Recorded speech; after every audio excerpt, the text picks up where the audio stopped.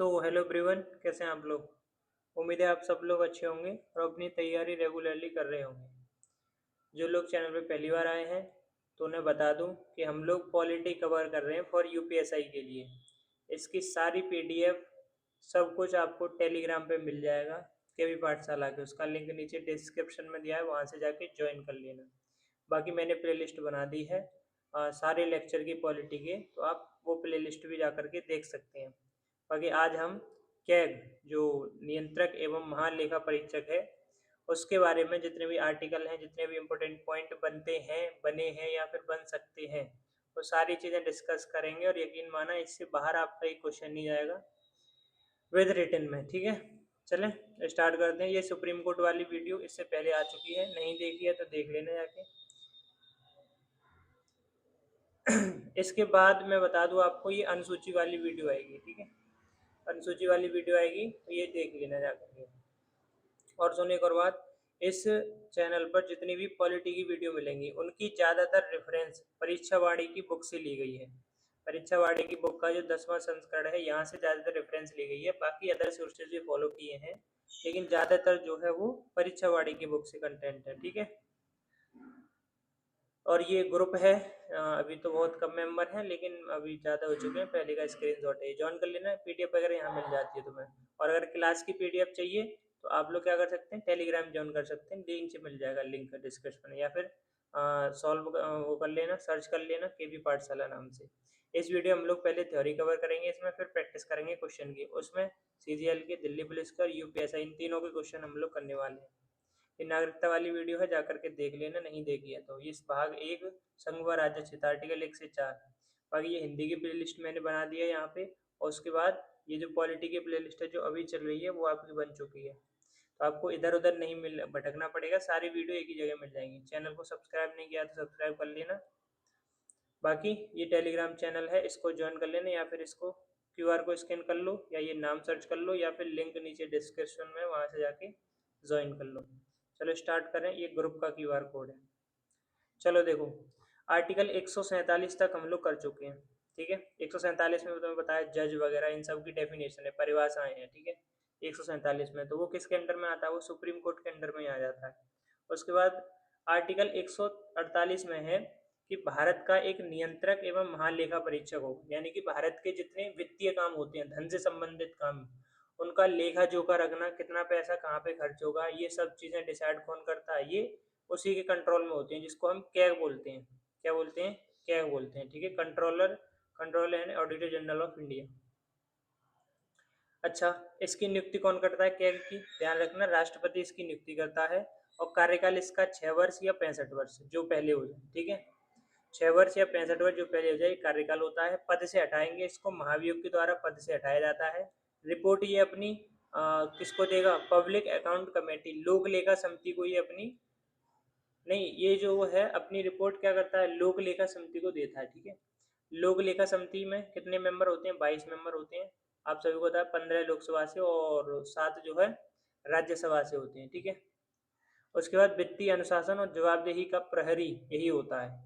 वित्तीय अनुशासन मतलब जो धन से संबंधित जितने भी अनुशासन चीजें हैं वो सब यही देखता है। ठीक है, तो ये 148 में। मुझे बताओ भारत का पहला सीएजी कौन था, क्या भारत का पहला सीएजी, वी नरहरि राव।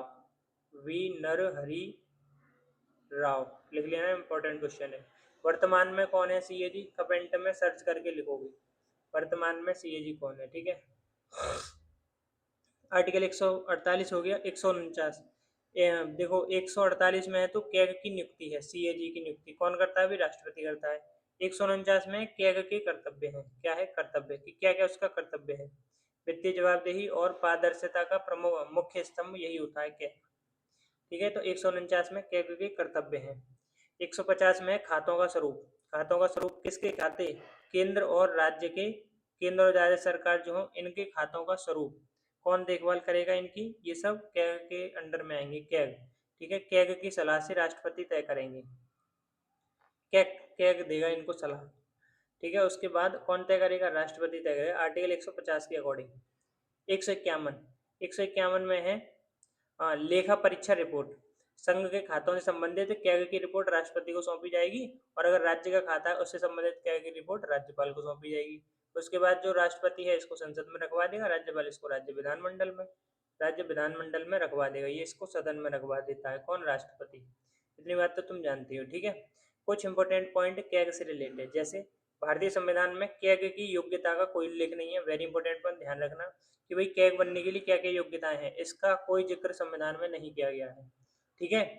वर्तमान में जो महालेखा परीक्षक एक्ट है 1971 वाला लागू है, कौन सा, 1971 वाला लागू है, और 1976 में इसमें संशोधन हुआ था, 1976 में संशोधन हुआ था, 1976 में ही, देखो 1976 से पहले एक अकाउंटिंग और एक ऑडिटिंग, इन दोनों का काम ये कैग ही संभालता था। अकाउंटिंग का मतलब होता है अगर कोई पैसा दिया जा रहा है उसका हिसाब रखना, और ऑडिटिंग का मतलब होता है कि जो बेफिजूल की खर्ची हो रही है, बेफिजूल का जो खर्च हो रहा है उसको कंट्रोल करना, नियंत्रित करना उसको। तो ये दोनों काम कौन देखता था 1976 से पहले, कैग देखता था। लेकिन इसी कैग के एक्ट में 1976 में संशोधन होता है, तो इस संशोधन के अकॉर्डिंग अकाउंटिंग का काम और कोई देखने लगा और ऑडिटिंग का काम और कोई देखने लगा। जो काम अकाउंटिंग का देखेगा उसको CGA कहा गया, और जो ऑडिटिंग का काम देखता था उसको CAG कहा गया। तो दोनों में कंफ्यूजन नहीं है, CGA और CAG, ठीक है। तो यहाँ लिखा भी है मैंने 1976 से अकाउंटिंग का काम ये करेगा CGA, और ऑडिटिंग का काम करेगा ये कैग। अकाउंटिंग और ऑडिटिंग होती क्या है ये मैंने यहाँ बता दिया, ठीक है। अगला पॉइंट देख लो, कह रहा है कैग द्वारा दी गई रिपोर्ट की जांच कौन करती है, लोक लेखा समिति करती है। कितने मेंबर, 22 मेंबर होते हैं, और इसीलिए इस कैग को मित्र कहते हैं लोक लेखा समिति का, ठीक है। कैग किसका मित्र है, लोक लेखा समिति का मित्र है, वेरी इंपॉर्टेंट पॉइंट, अगर आपने कमेटी वाली वीडियो देखी है तो आपको पता होगा, ठीक है। उसके बाद देखो, कैग को लोक निधि का अभिभावक कहा जाता है, और लोक वित्त संरक्षक के नाम से इसको जाना जाता है। कैग का प्रतिनिधित्व संसद में कोई व्यक्ति नहीं कर सकता, वेरी इंपॉर्टेंट पॉइंट ध्यान रखना। तो ये थोड़ी सी कैग से रिलेटेड थ्योरी थी, ज्यादा थ्योरी नहीं है, तो क्वेश्चन भी थोड़े से ही है, ठीक है। चलो सॉल्व करते हैं। कह रहा है कि नियंत्रक एवं महालेखा परीक्षक यानी कैग की नियुक्ति कौन करता है, राष्ट्रपति करता है, ठीक है। आगे देखो, कैग का कार्यकाल 6 और 65 वर्ष, 6 और 65 वर्ष होता है कैग का कार्यकाल, जो भी पहले हो जाए। कैग को पद से हटाया जा सकता है, किसके द्वारा, कौन हटाएगा बताओ, राष्ट्रपति, क्योंकि ये राष्ट्रपति के प्रसाद पर्यंत कार्य करता है। कैग की रिपोर्ट की जांच कौन करता है, PAC, पब्लिक अकाउंट कमेटी, लोक लेखा समिति। कितने मेंबर, 22 मेंबर, 15 लोकसभा से और 7 राज्यसभा से। पब्लिक अकाउंट कमेटी के बारे में कौन सा कथन सही है, इसका गठन लोकसभा अध्यक्ष करता है, राज्यसभा के सभी इसमें राज्यसभा के भी, हाँ, के भी सदस्य होते हैं। कार्यकाल इसका 1 वर्ष होता है, बिल्कुल सही बात है, उपरोक्त सभी डी ऑप्शन। 1 वर्ष इसका कार्यकाल होता है, पीछे पढ़ा होगा तुमने। कैग का प्रमुख कार्य क्या होता है, सरकार की आय और व्यय की जांच करना, ये कैग का प्रमुख कार्य होता है। कैग की रिपोर्ट राज्य सरकारों में किसको सौंपी जाती है, राज्यपाल को, ठीक है। राज्य स्तर पर राज्यपाल को, केंद्र स्तर पर राष्ट्रपति को सौंपी जाती है। CAG कैग के किन अनुच्छेदों के अंतर्गत स्थापित है, 148 से 151, बी ऑप्शन, 148 से 151। 1976 के बाद किस कार्य से कैग को मुक्त कर दिया गया, ऑडिटिंग, अकाउंटिंग, नीति निर्माण, और ये वाला विधायी। तो अकाउंटिंग का काम CAG नहीं संभालेगा, CGA संभालेगा, ठीक है। हाँ जी, लोक लेखा समिति में सदस्य की संख्या 22 होती है, 22 में भी 15 लोकसभा से और 7 राज्यसभा से। अगला देखो, PYQ देख लो, SSC CGL Tier 2 में आया ये क्वेश्चन, क्या है, कह रहा है भारत में केंद्र और राज्य सरकारों की सभी प्राप्तियों व्यय की संपरीक्षा करने की जिम्मेदारी किसके पास होती है, महाधिवक्ता नहीं, क्या भारत का, कहा गया, ये रहा, नियंत्रक एवं महान्यायवादी। 148 में इसकी नियुक्ति है, ठीक है। और ये महान्यायवादी ये है 100 वो ये है 76 में, महान्यायवादी, भारत का महान्यायवादी, सबसे बड़ा वकील। भारतीय संविधान का कौन सा 148, तो क्या नियंत्रक एवं महालेखा परीक्षक के बारे में है, ठीक है, 148। बाकी आर्टिकल 76 जानते हो, महान्यायवादी, 52 भारत का राष्ट्रपति, और 165 में राज्य का महाधिवक्ता। क्या हो रहा है रे, भारतीय संविधान का अनुच्छेद 149 में उसके कर्तव्य है ना, भारत के नियंत्रक एवं महालेखा परीक्षक के कर्तव्य 149 में, ए ऑप्शन ठीक है, अगर तुमने पढ़ा हो तो। लोक लेखा विभाग का प्रशासनिक कौन होता है, लोक लेखा परीक्षा, और ये क्या है, लेखा परीक्षा, लोक लेखा विभाग, लेखा विभाग का प्रशासनिक कौन होता है, कैग होता है और कौन होता है? बी ऑप्शन ठीक है। भारत में प्रथम महालेखा कार्यालय कब स्थापित किया गया? ये किया गया था आपका 1858 में। वेरी इंपॉर्टेंट क्वेश्चन है, इसको नोट करके रखना, ठीक है। तो भारत में प्रथम महालेखाकार कार्यालय 1858 में स्थापित किया गया था, ठीक उसी समय जब अंग्रेजों ने ईस्ट इंडिया कंपनी में भारत का प्रशासनिक नियंत्रण अपने हाथों में लिया था। 1857 की क्रांति के बाद अपने हाथों में कंट्रोल ले लिया था, ठीक है, क्राउन ने। तो कह रहा है 1866 में इस पद का नाम बदलकर नियंत्रक और महालेखा परीक्षक 1884 में से भारत के नियंत्रक और महालेखा के रूप में नामित किया गया। वेरी इंपॉर्टेंट नॉलेज है, सारे पॉइंट ध्यान होने चाहिए तुम्हें। 1866, 84 और 58। कह रहा है कैग, कैग की नियुक्ति के लिए कौन सा आर्टिकल 148 है, ठीक है। कार्यकाल कितना होता है? 6 या 65 वर्ष होता है। और राष्ट्रीय वित्त का संरक्षक भी इसको कहते हैं, ठीक है। बाकी ये सब तुम जानते ही हो। कह रहा है भारत के संविधान में कौन सा अनुच्छेद है जिसमें भारत के नियंत्रक या महालेखा परीक्षक का उल्लेख है? 148 में है। अगला क्वेश्चन, भारत का कौन सा अधिकारी सदस्य ना होते हुए भी भारतीय संसदीय कार्यवाही में भाग ले सकता है? लेकिन भाग ले सकता है तो कौन ले सकता है? ये कैग ले सकता है। और कौन ले सकता है? कैग, ठीक है, अटॉर्नी जनरल।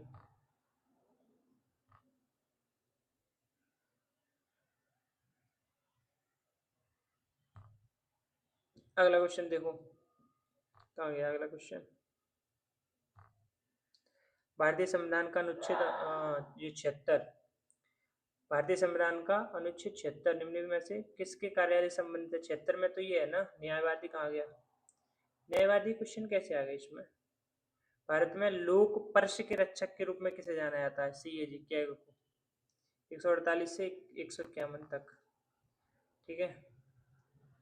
और ये है प्रथम नियंत्रक मालिका परीक्षक वी नरहरि राव जी थे। भारत के महान्यायवादी यानी अटॉर्नी जनरल के रूप में नियुक्त होने के लिए आवश्यक योग्यताएं क्या है?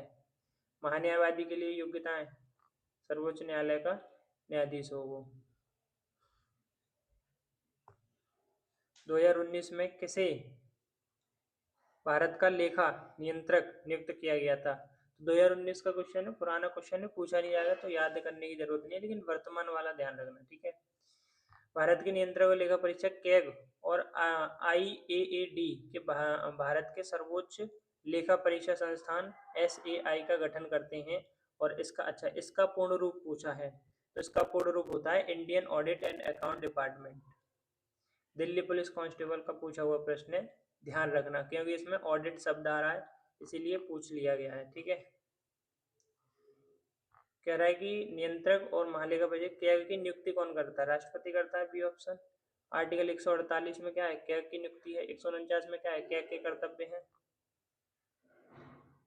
ठीक है। और कैग के लिए आयु कितनी है? 6 से 65 वर्ष। अटॉर्नी जनरल कौन होता क्या कह रहा है? अटॉर्नी जनरल की नियुक्ति कौन करता है? राष्ट्रपति, डी ऑप्शन।